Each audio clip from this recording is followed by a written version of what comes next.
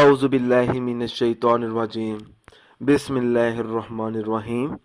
अस्सलामु अलैकुम नाज़रीन हज़रात, आप देख रहे हैं ज़ोया लाइफ हेल्थ केयर। दोस्तों, आज मैं आप लोगों को दुरूद मुक़द्दस की मदद से हर दुआ की कबूलियत का एक अमल बताऊंगा।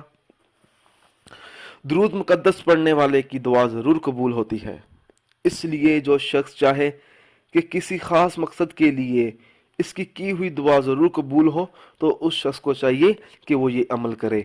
अमल इस तरह से शुरू करना है। तहज्जुद के वक़्त 7 मरतबा दुरूद मुक़द्दस पढ़कर सजदे में दुआ मांगे।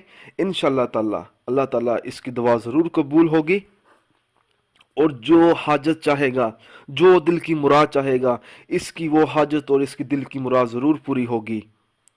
इसके अलावा जिस औरत के यहाँ औलाद ना होती हो, तो उस औरत को चाहिए कि 40 दिन तक दुरूद मुक़द्दस 3 बार रोज़ाना पढ़कर पानी पर दम करे और वो पी लिया करे। इंशाअल्लाह ताला अल्लाह ताला के फजल व करम से साहब औलाद हो जाएगी।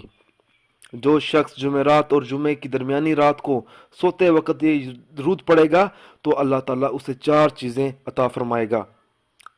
पहली, अल्लाह ताला की खुशनुदी। दूसरी, नबी पाक सल्लल्लाहु अलैहि वसल्लम की खुशनुदी। तीसरी, उसे बगैर हिसाब किए उसे जन्नत नसीब होगी। चौथी, उसके रिस्क में कभी भी कमी ना होगी। दोस्तों, अगर आपको ये अमल पसंद आया है तो इसको लाइक कीजिए और शेयर कीजिए। साथ ही मेरे channel Zoya life health care को सब्सक्राइब भी कीजिए। जज़ाकल्लाह।